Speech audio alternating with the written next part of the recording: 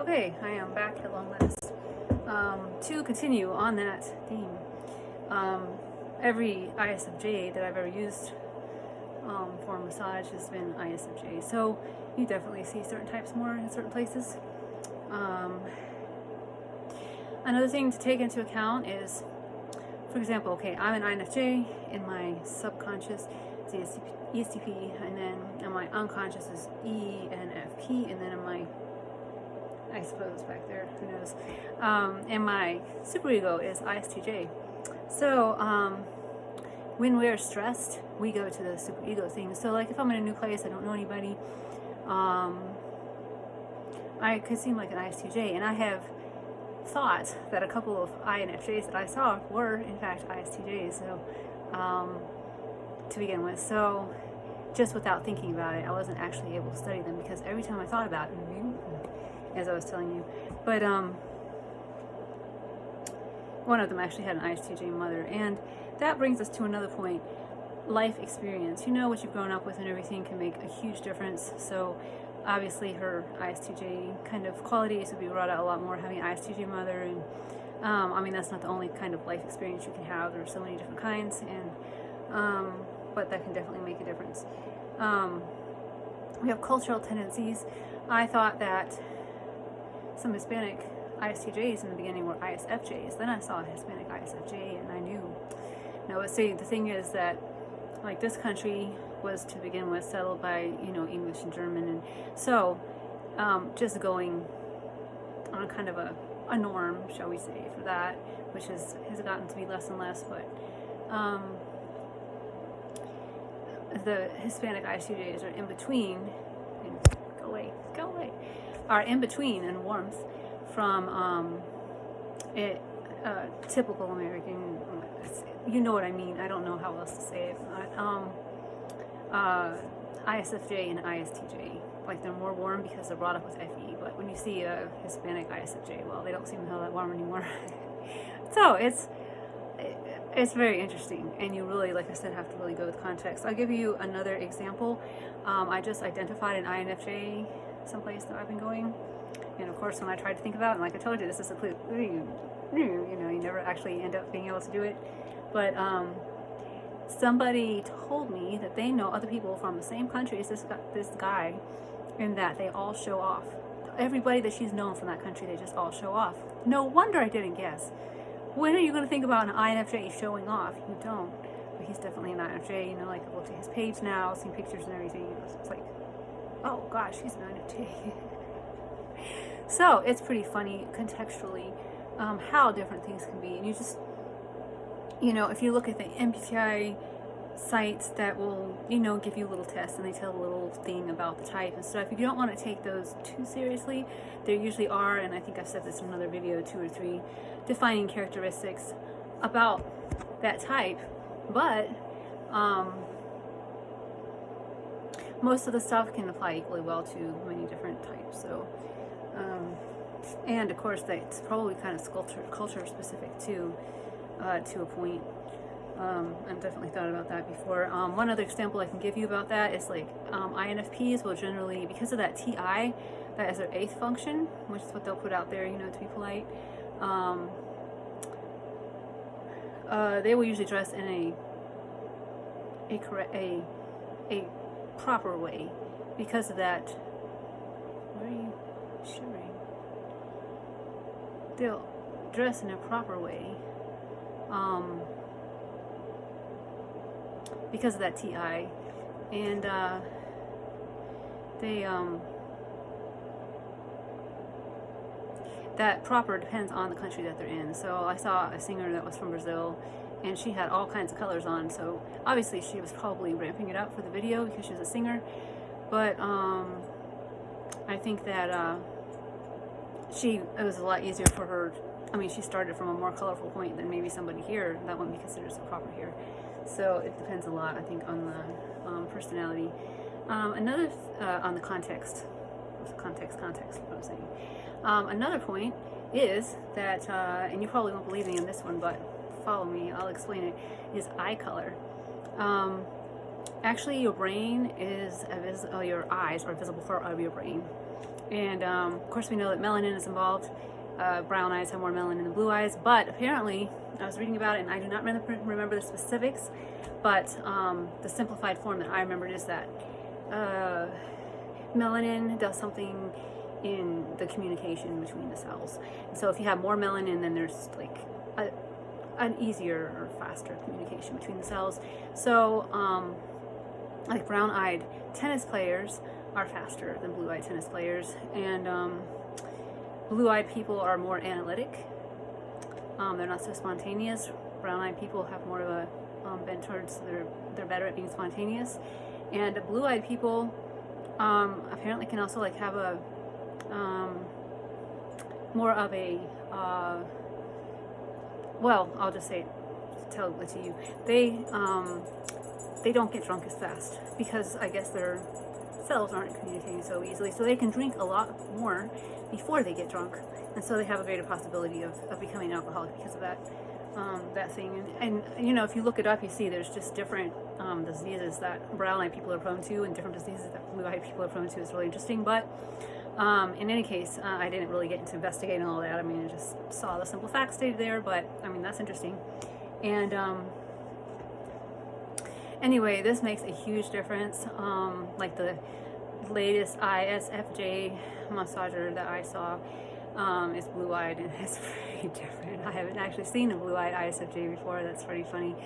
And so, like, you know, you have like ENFPs that are spontaneous, but then of course a blue-eyed ENFP is not going to be as spontaneous as a brown-eyed ENFP, and so these things could cause confusion. I've seen a couple of blue-eyed INFJs, and they're pretty different than brown-eyed INFJs. I've seen some blue-eyed ESTPs. Those are pretty different than brown-eyed ESTPs. It's a difference. It's a difference. I mean, I think it's enough that sometimes they could confuse you between the types, just because you're not thinking analytical with some type. But if they're blue-eyed, they're more analytical. So that's something to take into account. Something that can help you as far as a tip is body type. I don't know how this could be within cultures. It could go beyond cultures somewhat. I don't know. But I mean, I saw an NE person, you know, talking about how INFJs will really tend to be really thin. ISFJs a lot of times will have a little bit of a chunky build. I think it's possible that there is a connection, just because your body type allows you to do what it is that you're good at doing, you know what I'm saying, with your cognitive functions. And ESTPs also a lot of times have kind of a stocky build. And ESTPs and ISFJs are types that are really active. Then you look at ENTPs, a lot of times they're not. They're kind of lanky looking, kind of drape over everything, you know, and they're more into doing, you know, mental work. And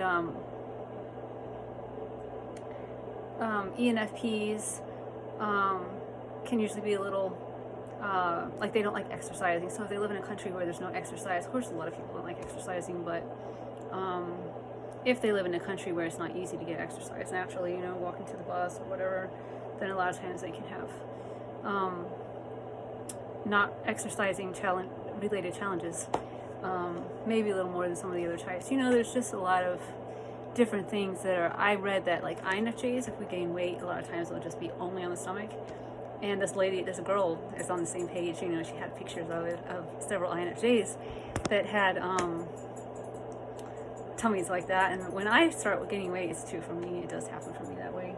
So I don't know, I think there's something to that, and I think somebody with NE a lot more conscious than me. I have it in the background, so I'm noticing these things, but not maybe consciously. I was actually around somebody that with someone else that we were like interviewing for something, and I got the feeling this was not somebody that we wanted to accept for what we were doing. It was like, no, this person we don't want to have. But I couldn't show you why. And then this person later on was saying to me, did you notice the bracelet they had on their ankle? It was a prison bracelet. I didn't notice it consciously, but obviously it got in there, and I knew. I had a very strong sense that no, we don't. but I wouldn't have been able to tell you why, because when I'm in a new circumstance, I'm concentrating so much on the NI and what's under the surface and everything, and the NE is in the background, so obviously that entered there also. But that's not all that my brain got on the person, but it added up to the same thing. So it's not like I'm out of it, but people might think that I am, just because, yeah. But anyway, if there was a more NE person, then they would probably be able to see and kind of do an informal study pretty easily to see the different types and everything that there can be, how there could be tendencies. And looking at some things overseas, I would say that maybe that's kind of true. It's kind of somewhat like watching the dramas. I have to think about that one. They do seem to be, the INFJs do seem to be slim, but like the ones I've been watching, just about everybody is not, it's not. Okay, anyway, moving on. That's not something that I'm really going to be able to get into a great deal.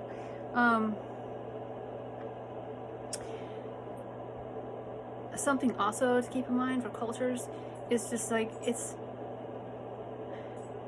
the role that each type takes in a culture can be pretty different. And I'm just going to take ESTPs again for an example. And I meant to talk about the different parts of the brain, and I'm going to get to that. But anyway, I did start to talk about that. But anyway, ESTPs, for example, here, in a way, they're just like, whoa, you know, because they're active and they make things happen and that sort of thing, and they got the SE, but like SI, I think, is maybe more admired over in Asia.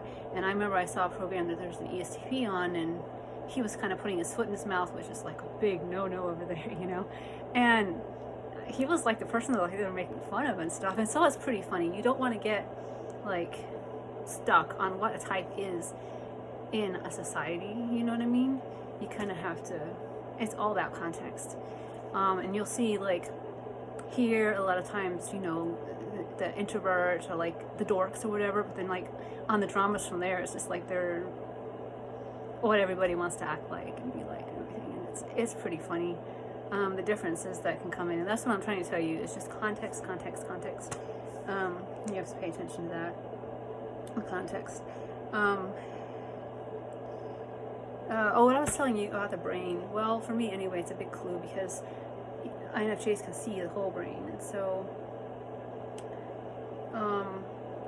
with me to begin with, when I didn't know about ESTPs, I actually got pretty annoyed at them because it's like I could see that they're like me. I could see that INFJ in there, and then they weren't acting like, and I was like, well, you big fakeo, you're trying to fool, you know what I mean? But I didn't realize that that is there and that is part of them, but it's not like strong enough for them to act on it. It's not who they are. They're the ESTP, you know what I'm saying? I have like typed people a little, you know, sometimes because I see the other in there. And also, as I said, people can be showing a different side of themselves. Like an INFJ is going to maybe show the ISTJ side when they're stressed, and they're like, look like an ISTJ to you. If somebody's not balanced, they're going to be showing that super ego a lot. And what was the other thing I was going to say about that? I saw, and this wasn't somebody that I knew, but it was somebody in my circle. And I saw their page, and I didn't have very much to go on. It was just a few pictures, but I did see an INFJ expression. So I was like, oh, is this INFJ? But then I met them in person, and guess what? They're an ENFP. So you do see expressions, an expression or two here and there on the face of someone that they have it someplace else in there. It's not their main, it's not, you know, he's an ENFP, but you do see an INFJ expression. I saw an INFJ expression also on a picture of Pitbull, because he does have the INFJ in there. And I saw if there's a picture where he looks pretty, he's got an INFJ way of carrying himself and an expression on his face. And of course that's not who he is, but it is in there somewhere. And so you'll see a few expressions from another type that's in there sometimes. And that's again what I told you, you can't go by just one thing. You have to go by clusters. Clusters, when you look at pictures, clusters of things from several different things. How you saw the expressions, how the feeling you get, the way they move, all this sort of thing. What was I going to say? They have, I was going to talk about celebrities. This is a good way. I don't know what it is, but it seems like about half of the people are typing incorrectly for celebrities. I don't know who it is that's typing them, but I'm like, oh my gosh, how did you think that? I don't know. So you have to have somebody that you already know what their type is to be able to do it with. But the thing is, once you do have a type, then it's really, well, no, actually, even if you don't know the type, this is the standpoint that I'm coming from. You can look, you can see all different expressions, because a celebrity, that's what they're doing when they're getting the pictures taken. They're showing all these different expressions and everything. You see the profile, you see this and that and the other, and so it's not really that difficult to type the celebrities just because they do that. But if you're looking at somebody that's just like on your social media page, just regular, somebody that's not concentrating and doing that sort of thing, you know, it's the same expression all the time. You don't really get to see very much, and it can be a lot more difficult.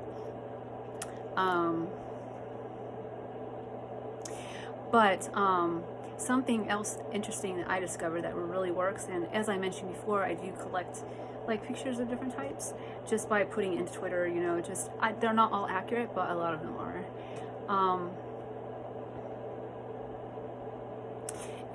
Something else that I discovered is you can go on YouTube, find some people that are talking about types. A lot of times they're right because, you know, they've been professionally typed or whatever, right? Or they know more about it. And just do lots of screenshots, you know, 20 or 30 pictures or whatever. You really get a sense of what's in their brain, and it's the in-between. So it's like more candid. It's not the posed pictures. And you get all these different expressions and stuff. And boy, that really does help with typing people. I just discovered it recently, and I've done it for a few types, but not very many. And I'm just like, you know, waiting with anticipation for the time when I have time to do some more. But it's really cool and really interesting. So another thing that can help you to, and that's a good way to practice, is what I'm saying too, that you can see, it'll help you to type people more. Another tip is eye movement. Like people who have a lot of NE are going to like be looking up and stuff a lot. Like ESTPs, for example, and I'm trying to remember what these NE people said, because, you know, it's interesting, but that's in the background, so I don't remember it so well. But like ESTPs, when they're talking to you, and I have seen this, you know, because I'm around them, they will look around, but they always look back to you. And then, I mean, like every type and every function and stuff has different ways that they look, and when they're talking with their eyes and eye patterns and everything, and even speech patterns a lot of times. As you can see, like I'm wandering and everything. That's because I have some emotional thing in it. So I keep on switching subjects and everything, because that's anything. I think it's the 7 is kicking in somewhat. Also because I'm an INFJ, and so it's hard for us to organize our thoughts. So the way that they hold themselves, like I saw this guy, the one on the Type Tips channel, was saying how INFJs, when we stand up straight, it looks like we're a piece of clothing on a hanger. And I can see that, and I've seen that in stuff that I watch from other countries, and not all countries though. It's interesting, but I've definitely seen it in other places. So the way that different types hold themselves, and again, it probably has to do with, well, we're not go there anyway. Another thing is fingers, like the hands. Like and I'll turn sideways so maybe you can see. I don't know what function it is that enables you to pick up on this to begin with, but if you have it, you can use this to help you.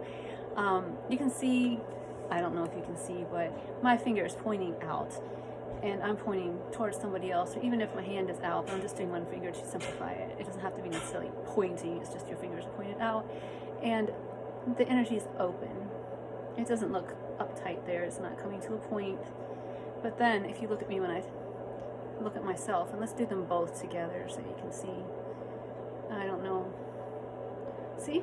It looks more kind of accusing and closed, the energy coming to me when I am pointing to myself. And this is because FE is on the top floor, my favorite ones, functions, and so since I'm FI, when I'm pointing to other people, it's open energy. When I'm pointing myself, it's kind of a closed one, and it looks a little more uptight.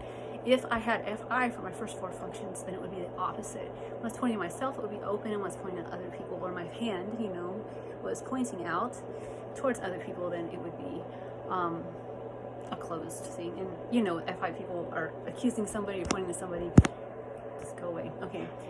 It looks a lot more accusing than with an FE person does it, but we look more accusing to ourselves. So, anyway, yeah, and it's interesting in pictures. If you can find that, then that really helps you to narrow it down a lot more quickly. Of course, when you have something like this, then you're like, well, where is the finger pointed at them or at somebody else? So sometimes it's hard to find a clear picture, but if you can see people, if you're around them, or if you are looking at pictures, that's a huge clue. Also, it's supposed to be a clue with, you know, oh, you use a smile like this, it's wide, and my eyes are closing, and that would be supposedly an FE smile, according to the way I understand it, whereas people who have FI in the top four are going to be going up like this, and their eyes are going to stay open, but it's not really going to close. And I've seen myself smile like this a few times, you know, when I'm like, why am I smiling? I can feel myself, you know. It doesn't look dorky when an FI person does it. That's just me imitating it. But anyway, when I really like something, I'll be like, I can feel I'm doing something like that.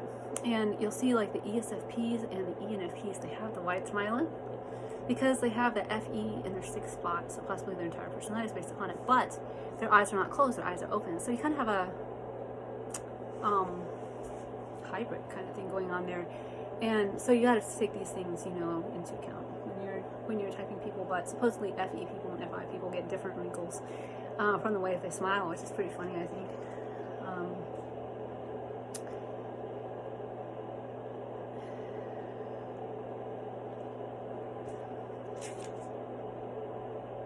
So you can see, I made a note here about ESTJs and ENTJs. Since they have the FE for the 8th function, the putting out there to be polite, when they have official things, the smile will be really wide. But when they have personal things, it'll be more an FI smile, up and down instead of from side to side. And this can get pretty complicated with thin lips and thick lips and all this stuff. It can look different, or like the way the face is put together and all this. It can be a little bit confusing, but a lot of times it can also be pretty helpful. You just have to... and some cultures, they just don't even smile, so if you don't have that clue, you know. I mean, like, not officially, it's not like a big smiley culture like it is here. FE, what are we doing here? I think that I am starting to go through the different functions just to show you, generally speaking, what is it they feel like, or what they look like, what is it that they look like, or what you're looking for. FE, you're going to see a warmth on the face.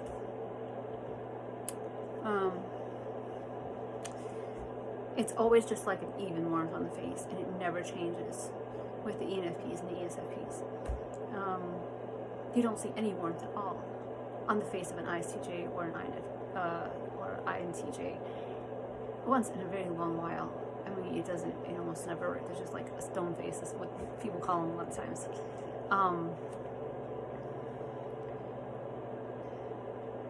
Well, my mind is trying to erase all the different whatevers, but if you see a warmth on the face, it's an FE. A lot of times, TE, I'm just touching on different random things. I'm not going through it all systematically or whatever, but I am going through all the functions. TE, a lot of times the people have what it seems like kind of a square jaw. They just bulldoze through things, you know what I'm saying? Like the ENTJs, ESTJs, they have kind of more of a square look to them. And a feel. And of course, these people have situational logic, and they're always talking about what they think. It's very easy for them to talk, and it's actually harder for them to not talk about what they think than for them to talk about what they think. It's just their favorite function, and it's just do it. And anytime you see the TE, people making things happen and stuff, you can have it in there somewhere. If it's really strong, then you're definitely going to notice it, but you also notice it if it's a little further down, like with an INTJ. They're going to be putting that out there when they're around you, because that's their first extroverted function, so you gotta remember that too. SE has a big presence, it's territorial, it can be kind of intimidating, bigger than life kind of thing. And the people with SE have a big appreciation for the aesthetics. They're gonna have maybe a sharper way of dressing, has more drama to it, and kind of they're going to put more attention on the way that they dress. SI people are more, not so much into taking over, more into following a lot of times. They like details, they're really into memories. They seem kind of more meek and mild. Of course, every type has the advantages and disadvantages, and not every function has disadvantages and disadvantages. You know, the polite, SI is polite, right? So if you see somebody being, of course this has to do with culture also. Some cultures are a lot more polite than other cultures. So again, you have to look at context. NE is the people are going to be distracted. They want to explore. If it's a preferred function in the top 4, then they're going to be witty.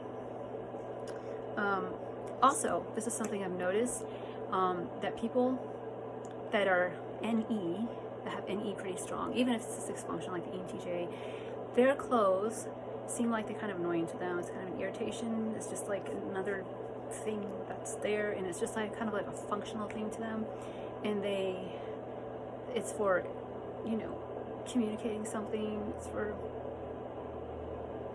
well, they do it to look nice and everything too, but it's kind of different. It feels like to them the clothing is very separate, whereas for an NI person, NI is more of a flowing function, and the people that have NI stronger, their clothes look like an extension of them. And I don't know what function it is that is enabling me to pick up on this, but if you have it, then you can also do that. I think that's a pretty big tip off. FI is pretty intense. It's a very deep feeling. It goes down. It's not wide like FE. TI is private and analytical, and they're going to be detached seeming, and they see the big picture. Of course, just about all the types that have TI also have TE in the background, so they're still going to be express themselves, but they're probably going to be pretty good at writing. The types that don't have the TI, I'm sorry, like the ENFPs and the ESFPs, like they're not so eager to text, or writing is not really their big thing. So, I mean, these are clues that you can use. NI kind of has a magical, floaty kind of feeling to it. It's like in a dream. You know, in a dream you have all these different things that are like not related to each other, but somehow your mind puts them together and makes sense of them. This is what it is for an INFJ all the time. This is our world. Yeah.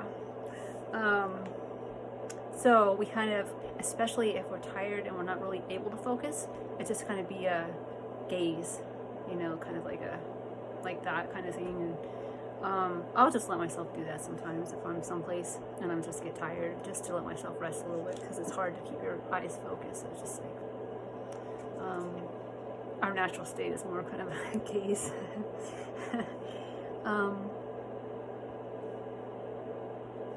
So I think actually that is everything that I had on here.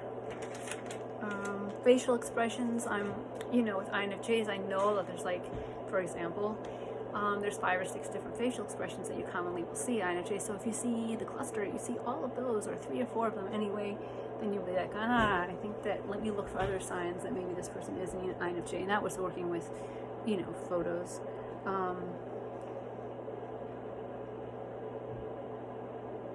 So like the NI people, when we study people, we're just kind of studying the radar out. And I've said this, I think, in another video, but like if I'm sitting there and I'm studying you and you're sitting further down the wall, in another chair, I could be studying you. I'm not looking at you. I'm just putting my radar out to you. But an NE person, they're fixating, on the funny bracelet on the person's, they're like literally looking at everything. I can't do that without being obvious. So I really do try not to get into that, because it's just like, I don't do it very well. My subconscious is picking up on it, so I guess that's good enough. But yeah, if I do it, it's really obvious. But an NE person is just there, and they do it really fast. Their eyes are moving fast, and they pick up on all this stuff. Of course, the person that did it with me was not an NI. It was an NI person, my TJ, my sister, actually. But I don't know why she noticed that, and I didn't. That's a very good question, because she doesn't have any more NI than I do. But I think it's because I just get pulled into like the emotional side of people, but she's not, because she doesn't have the FE, and so she's looking for other things, other clues, because that's how she studies people. So anyway. That's a good thing to think about, and I'm going to think about it definitely another time.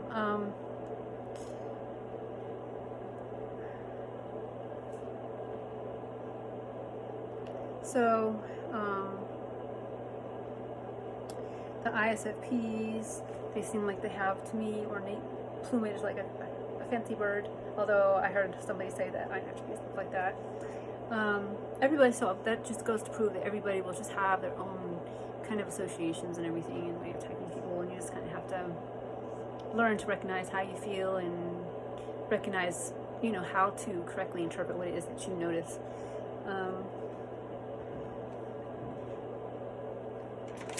And that would be it. So I hope that you enjoyed this video. I hope that you now know a little bit more anyway about typing people, and then it'll help you and it'll bring you success in that area. And again, if you have anything to say about ENTPs, or you are an ENTP and you would like to say something, then please do so.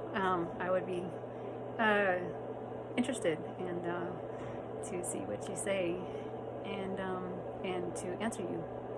So thank you for watching, and bye.